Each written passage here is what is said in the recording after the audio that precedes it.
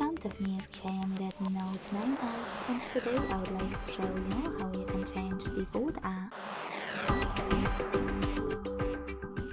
Begin by launching settings and scrolling down to access apps.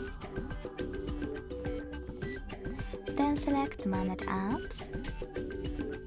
Click on those three dots at the top right corner and hit Default Apps. Finally, adjust all of them however you want to. I will go with browsers, I have to click on it. Apply my new downloaded browser, which is Firefox, and go back. As you can see, after that my default app has changed. Thanks so much for watching. If you enjoyed this video, leave a like, comment and subscribe.